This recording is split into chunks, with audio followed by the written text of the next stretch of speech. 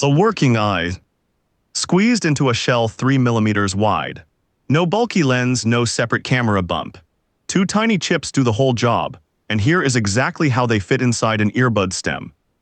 Why put a camera in an earbud at all? Hands-free capture. An AI that sees exactly what you see. Live scene description whispered to someone who is blind. The appeal is obvious. The problem is brutal. A stem is only about 3 millimeters wide. That sliver is already crammed with a battery and antenna and the speaker driver that makes sound. There is almost no room left. So if the optics can't shrink to that budget, the product simply cannot exist. That is the real question here. Not whether a camera would be useful. Whether an actual eye can fit. Start with what an eye even is in hardware terms. Strip away the biology and an eye is two parts. A lens that bends light and a surface behind it that turns that light into a signal. In a gadget, that surface is an image sensor. A grid of light-catching cells on a chip. So a camera is really just a lens stack sitting on a sensor. Simple. Here's the wall. The sensor sets the floor for how small the whole thing can get. The camera in your phone uses a sensor roughly 7 to 10 millimeters across. That alone is more than twice the width of the entire stem. You cannot fold a 10 millimeter sensor into a 3 millimeter tube. The math just says no. So the obvious approach is dead on arrival. But phone sensors are not the smallest sensors that exist. Not even close. Doctors have been threading cameras through blood vessels and swallowing them in pills for years. Those cameras use chip-scale sensors. Sensors shrunk down to the size of a single grain of silicon, roughly 1 to 2 millimeters on a side. Sensors that small already ship by the millions inside endoscopes and pill cameras. And 1 to 2 millimeters fits inside 3. Suddenly, the impossible has a foothold. Which raises the next question. If the sensor can be that tiny, what happens to the lens sitting on top of it? Chip number 1 is the eye itself. The sensor and its lens.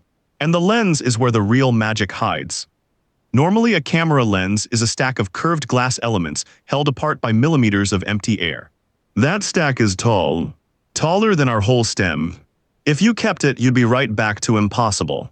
So the trick is to stop building the lens as a separate part and start printing it directly onto the sensor. Chip factories make sensors on big silicon wafers, hundreds at a time.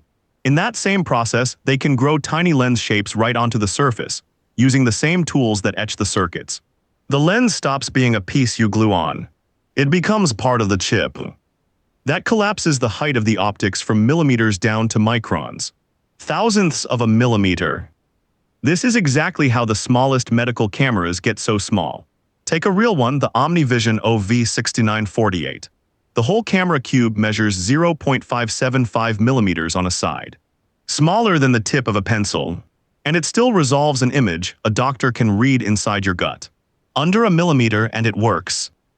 But physics always sends a bill. When you shrink a sensor, you shrink every light-catching cell on it. Smaller cells catch less light. So the trade is real and you have to name it. A sensor this tiny struggles in dim rooms. It can't hold the range between the brightest and darkest parts of a scene the way your phone can.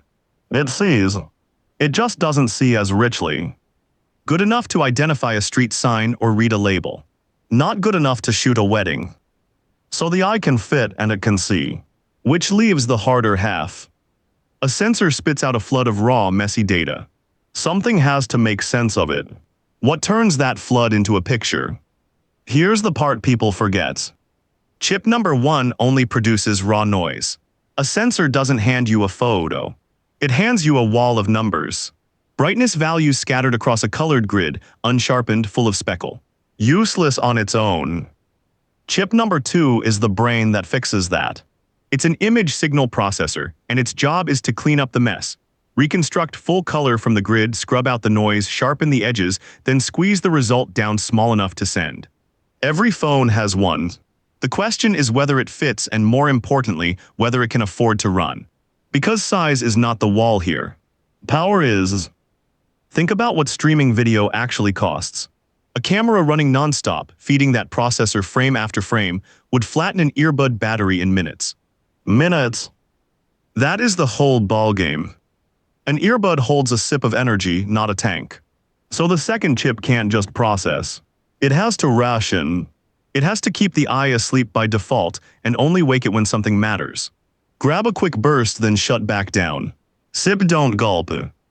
This is the exact thing Apple's earbud chips are already built around. The little H-series processors inside AirPods are tuned to sit and listen for the words "Hey Siri" while burning almost nothing. We're talking a whisper of a battery drain. Always listening at a tiny, steady cost. Always seeing is the same idea, one hard step further. Keep a low-power watcher awake and only spin up the expensive camera when it's genuinely needed. Solve that duty cycle and the power math starts to close. So the two chips are clear. A tiny eye and a frugal brain that keeps it from starving the battery. Which leaves one last problem. How do you actually stack both of these into a tube 3 millimeters wide? And what breaks when you do? Now put it all together inside the stem. Picture the layout. The tiny eye points sideways, out through the wall of the shell, its printed lens sitting flush with the plastic like a freckle you'd barely notice. Directly behind it, stacked deeper into the stem, sits the processor. The brain tucked in line behind the eye. Two chips nose to tail, threaded down a tube barely wider than a coffee stirrer. On paper it fits. In the real world, two ugly problems show up. First, heat. Every working chip throws off warmth, and this one is sealed inside solid plastic pressed against your ear. There's nowhere for that heat to go. Run the camera hard, and the earbud gets uncomfortably warm against your skin. Nobody has fully solved cooling a hot chip inside a sealed earbud. Second, interference. An earbud is a plastic bubble that has to keep a clean wireless signal flowing to your phone. Now you've dropped a busy camera, and it's wiring right next to that antenna, in a space with almost no metal to shield anything. The two can step on each other and garble the connection. Both are real engineering headaches, and neither has a clean public answer yet. So here's the honest verdict, and it's a split decision. The eye. Solved. The lens and the sensor small enough for this already exist and already ship today. That half is done. The blockers are the boring, stubborn stuff. Heat, battery life, and one human question no spec sheet can answer. Does anyone actually want a camera staring out from their ear? That's why this is a story about could, not did. The physics quietly said yes a while ago. The product is still waiting on the rest. So step back and look at the whole machine. It really is just two chips. Chip 1 is the eye, a sensor shrunk to under a millimeter, with its lens printed straight onto the silicon instead of stacked in glass above it.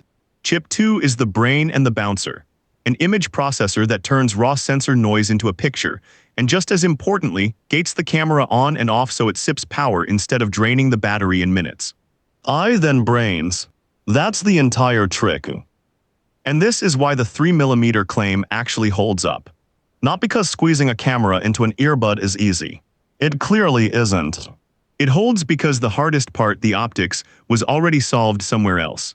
Endoscope and pill camera lenses have been living below the 3 millimeter budget for years, quietly, inside hospitals. The eye was never the bottleneck. Now flip it around and the last mile isn't the lens at all. It's the boring stuff. The battery that empties too fast and the heat with nowhere to go. That's the exact gap between what physics allows and what shows up in a store.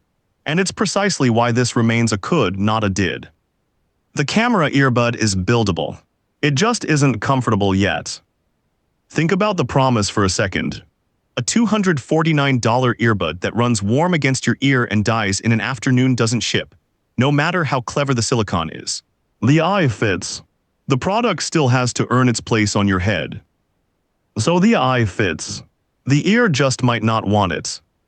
The optics crossed the finish line years ago in a hospital somewhere. The real fight now is power and privacy. Which opens the next question worth chasing. How does a chip stay awake and watching all day without emptying its battery? And who gets to decide when that camera is allowed to look? Follow along and we'll open that box next.